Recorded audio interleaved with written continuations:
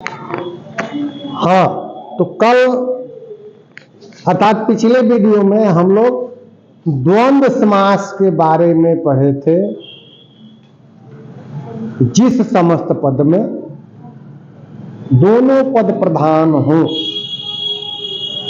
उस समस्त पद में द्वंद्व समास होता है। उदाहरण के लिए माता और पिता, माता पिता शब्द में इसका विग्रह हो जाएगा माता और पिता। हानि लाभ में विग्रह होगा हानि या लाभ। और तीसरा एग्जाम्पल रोटी दाल है। रोटी दाल से मतलब संपूर्ण खाद्य सामग्री।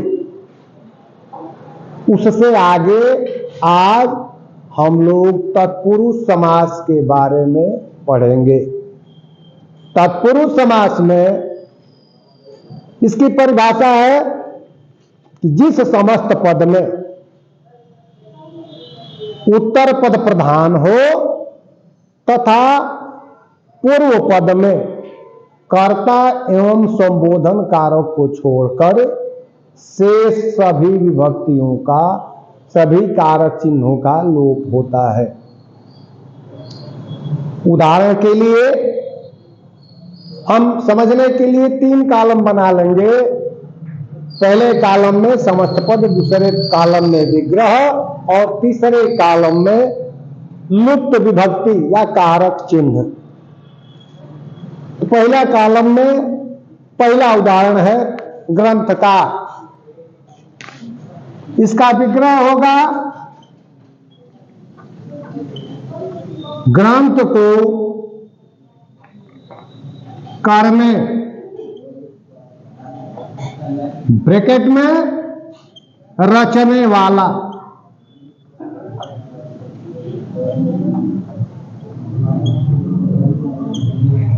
इसमें कर्म कारक का लोप हो रहा है।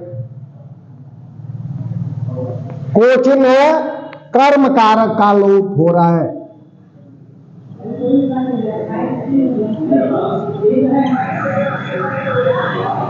दूसरा उदाहरण है चीड़ी मार।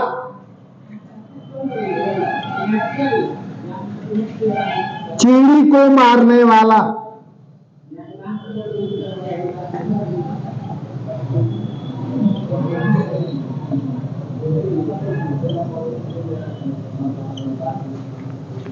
इसमें भी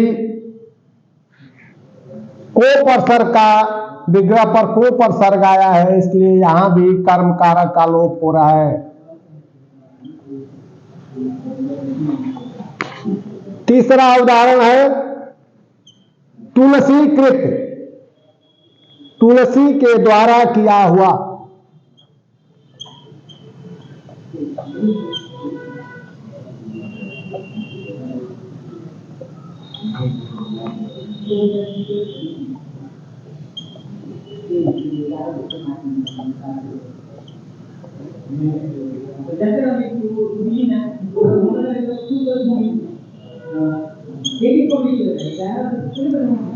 इसमें कर्ण कारक का चिन्ह विग्रह करने पर कर्ण कारक का चिन्ह सामने आया है द्वारा।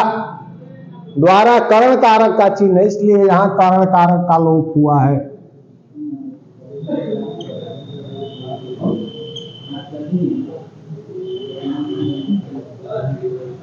अगला उदाहरण है हवन सामग्री।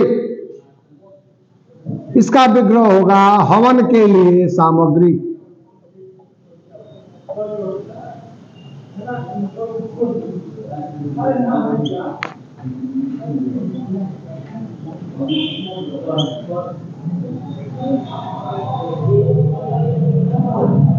इस विग्रह पद में के लिए चिन्ह आया है। के लिए चिन्ह है संप्रदान कारक का, तो इसमें संप्रदान कारक का लोप हुआ है।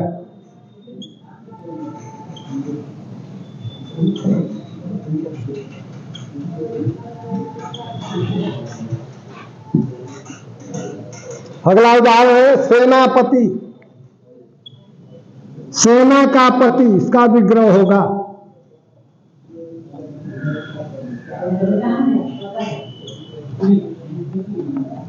इसमें चिन्ह आया है का, के की संबंध का चिन्ह है, इसलिए इसमें संबंध कारक का लोप हुआ है।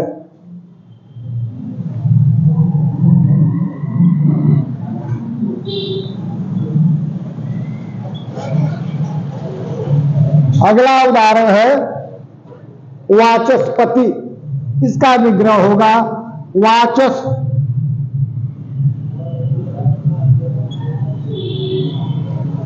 अर्थात वाचस पर्याय है सरस्वती का।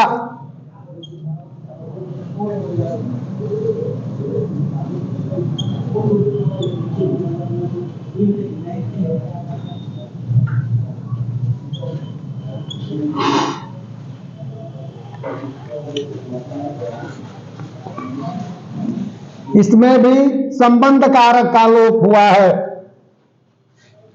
अगला उदाहरण है आप बीती, अपने पर बीता हुआ।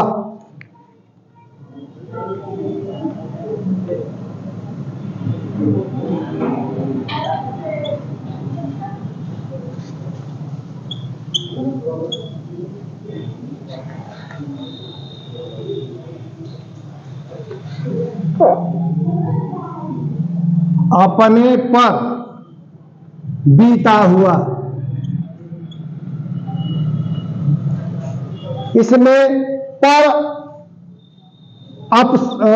यह है चिन्ह है, अप कारक चिन्ह है। अप पर सर्ग देखने को मिला है, पर तो में पय पर जो है अधिकरण का चिन्ह है, इसलिए यहां अधिकरण कारक का लोप हुआ है।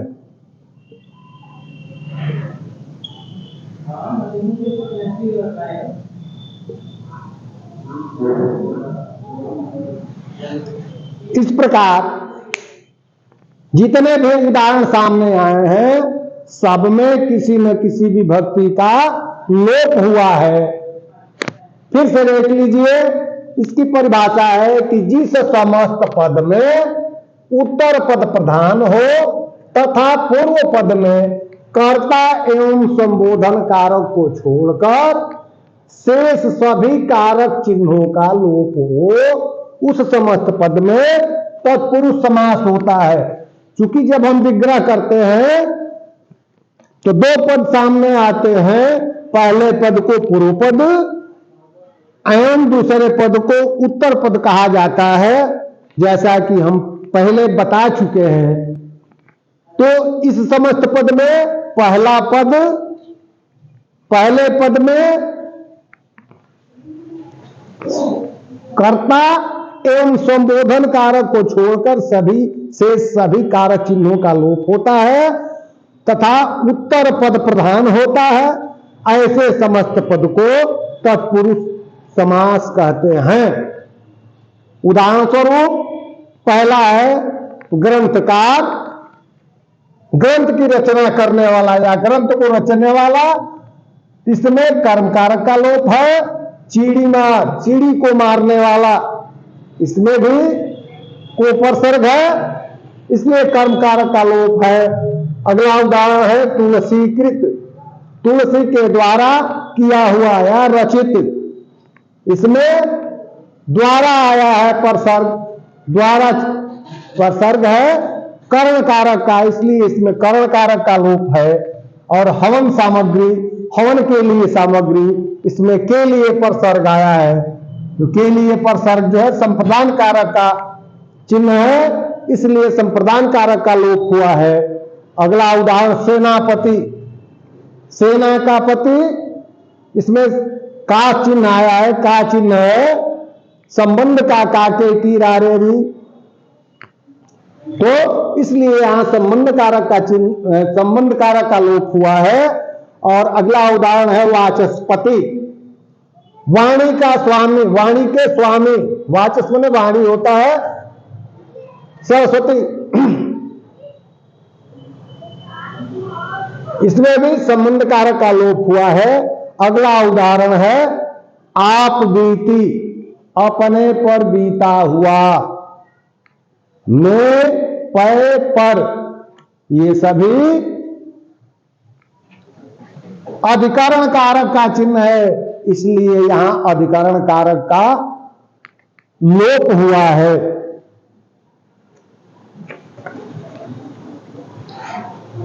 अब इसके अतिरिक्त इसमें एक न तत्पुरुष, इसका एक भेद है, न तत्पुरुष भी होता है। न तत्पुरुष, इसकी परिभाषा है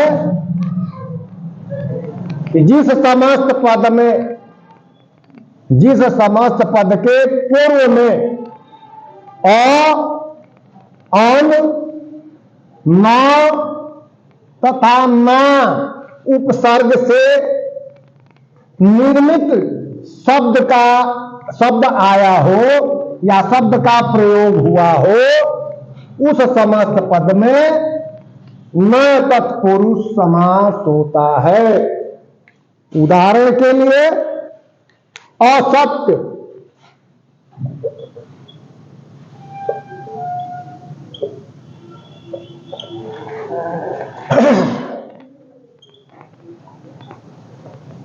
न तत्पुरुष समास।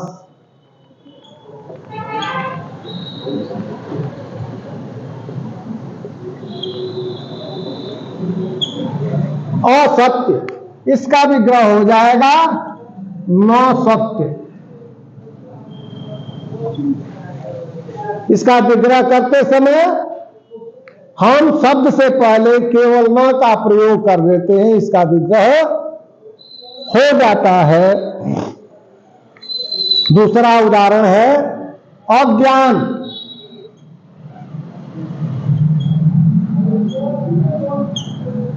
इसका विग्रह करने के लिए क्या करेंगे, उपसर्ग को हटा करके इसके जगह पर हम न लिख देंगे तो इसका विग्रह हो जाएगा न ज्ञान।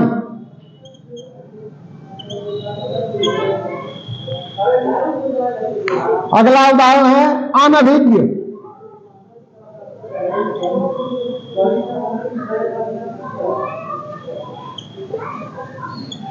इसमें हम अन निकाल देंगे और अन के स्थान पर न लिख देंगे तो यह इसका विग्रह हो जाएगा न विज्ञ।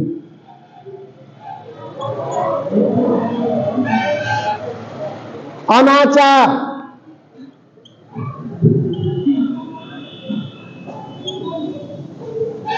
इसमें से हम अन उपसर्ग निकाल देंगे और उसके स्थान पर अगर हम न लिख देते हैं तो उसका विग्रह हो जाएगा न आचार।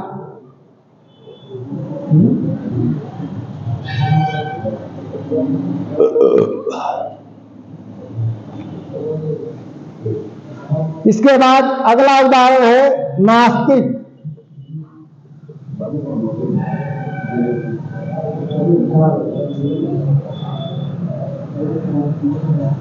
इसका विग्रह करेंगे न आस्तिक।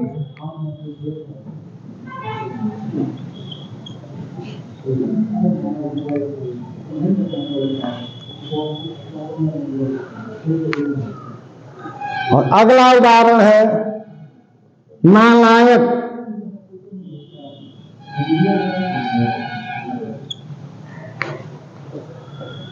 इसमें ना उपसर्ग लगाए, ना उपसर्ग को हटा देंगे और उसके स्थान पर हम लिख देंगे न लायक।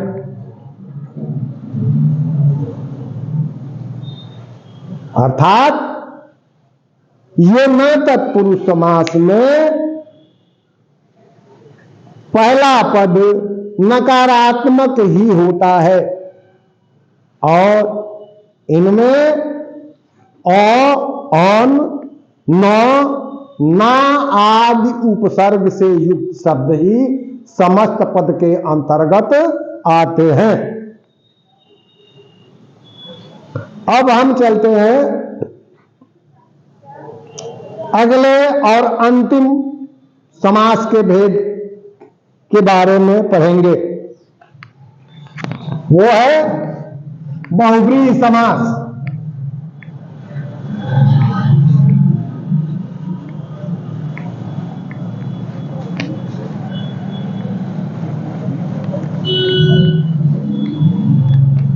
बहुव्रीहि समास में इसकी परिभाषा है, संस्कृत के एक विद्वान ने इसकी परिभाषा बताया है कि उभय पद प्रधान, अन्य पद प्रधान बहुव्रीहि।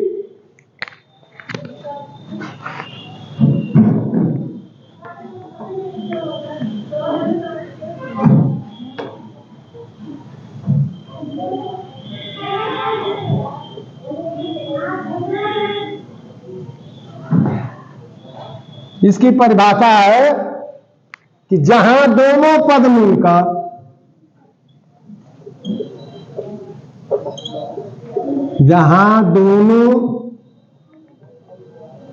पद मिलकर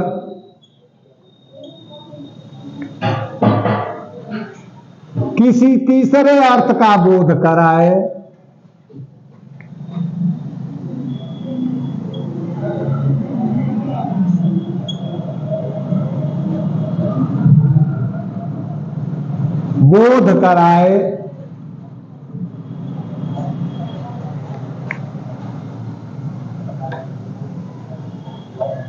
वहां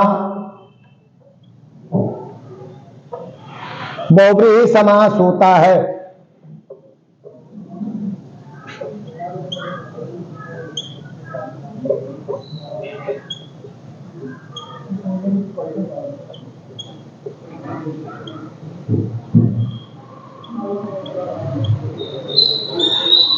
जैसे यहां भी हम समझने के लिए दो कॉलम बना देंगे। पहला रहेगा समस्त पद और दूसरा कॉलम रहेगा विग्रह।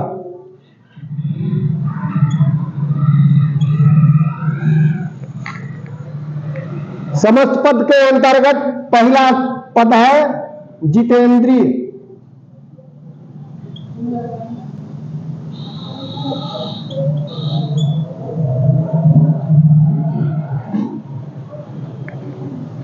विग्रह होगा जीत लिया है इंद्रियों को जिसने।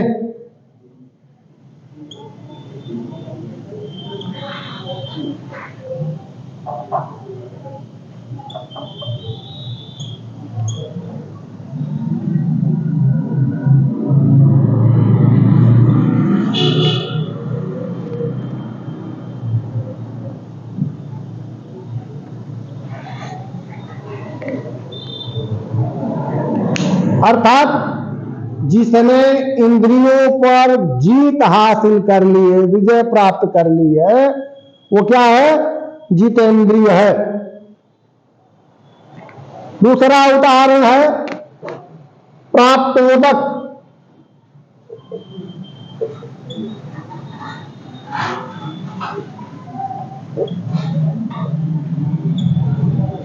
इसमें संधि है प्राप्त धनुदक।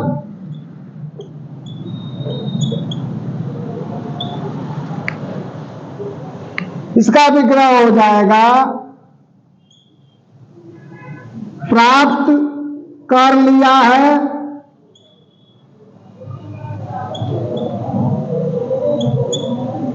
उदक जिसने। उदक का अर्थ होता है जल।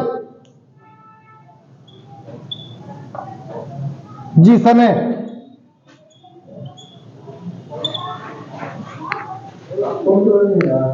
अगला उदाहरण है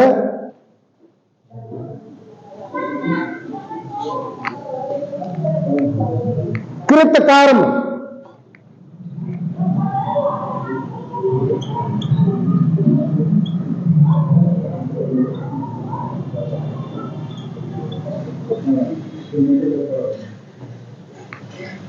किया गया है कार्य, किया गया है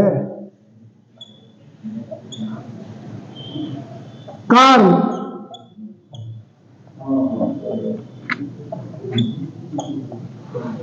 जिसके द्वारा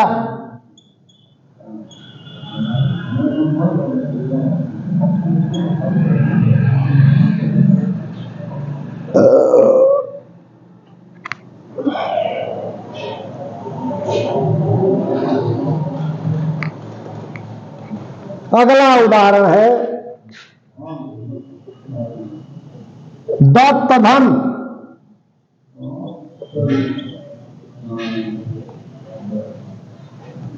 दिया गया है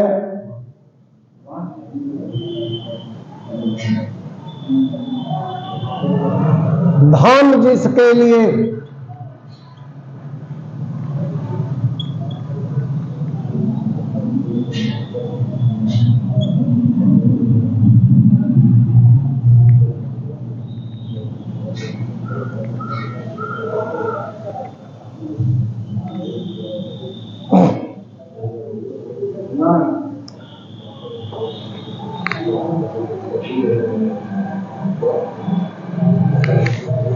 अगला उदाहरण उपहित पशु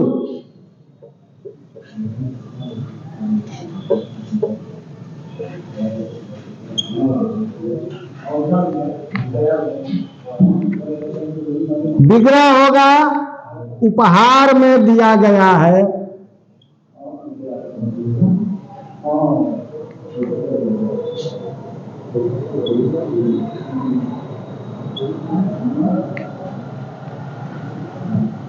जिसके लिए उपहार में दिया गया है पशु जिसके लिए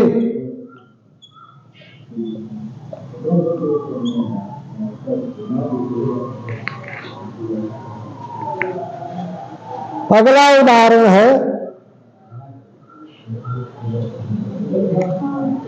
पीतांबर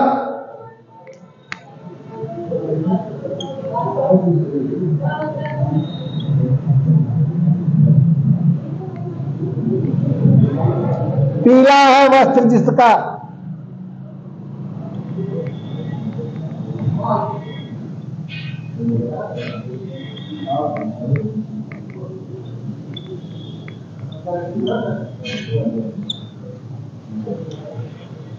अगला उदाहरण है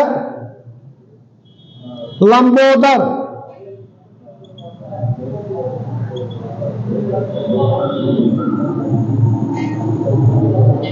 विग्रह होगा लंबा है उदर जिसका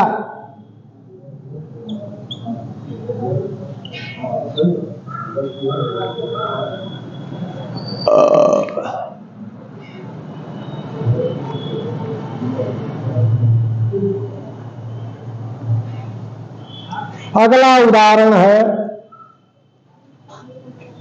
सबल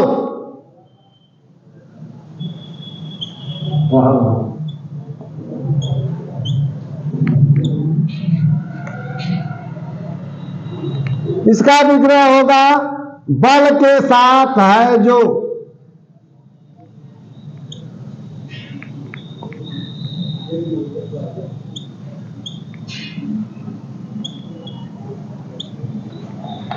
इसके अतिरिक्त उपसर्ग से निर्मित शब्द भी बहुब्रीहि समास के अंतर्गत आते हैं जैसे निर्मल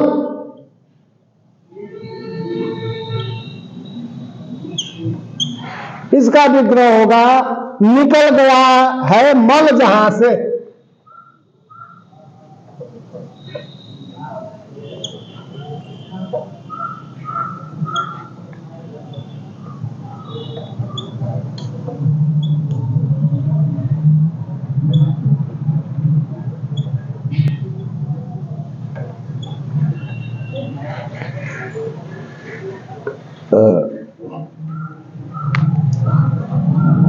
सानंद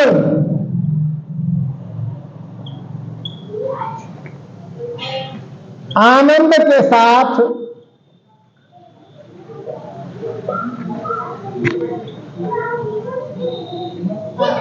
जो है वह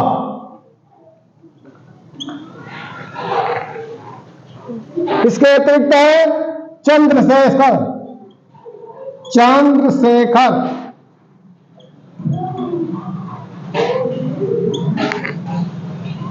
चंद्रमा है शिखर पर, चंद्रमा चंद्र है शिखर पर जिनके,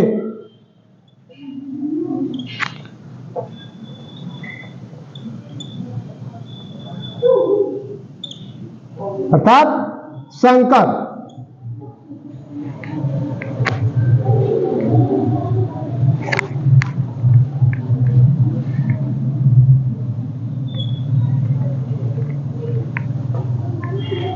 अगला उदाहरण वीणा पाण।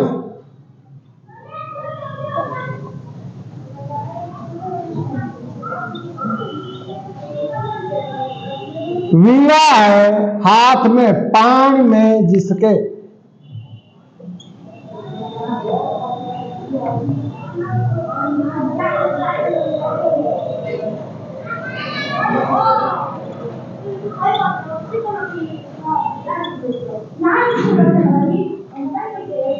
सरस्वती।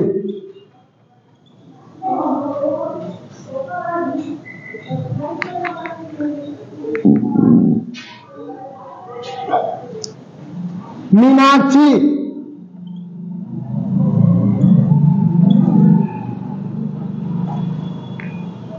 मीन के अक्ष के समान नेत्र हैं जिनके, विग्रह होगा मीन के नेत्र के समान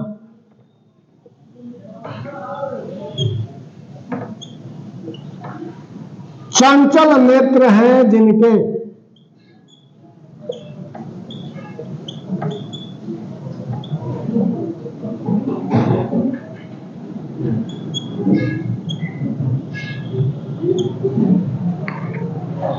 अगला उदाहरण है लंबकेशी।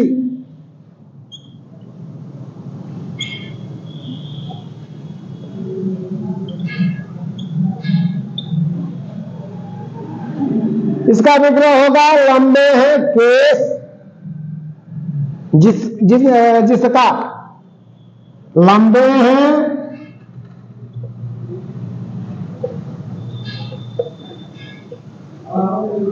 केस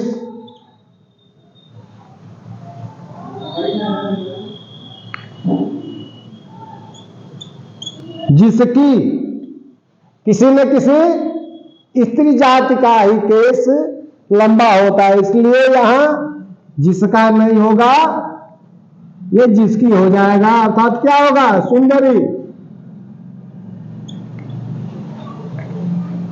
इस प्रकार बहुव्रीहि समास के अंतर्गत हमने भिन्न भिन्न प्रकार के अनेक उदाहरण देकर के आप लोगों को समझाने का प्रयास किया है, और आशा है आज का पाठ जो है आप लोगों को, आज का टॉपिक जो है आप लोगों को विधिवत समझ में आ गया होगा। और जहां अगर कोई न समझ में आने की बात हो, कृपा करके आप लोग कमेंट कर सकते हैं और कमेंट में इसका उत्तर ले सकते हैं। धन्यवाद। इसी के साथ आज मैं अपनी वाणी पर विराम दे रहा हूं। शेष अगले भाग में।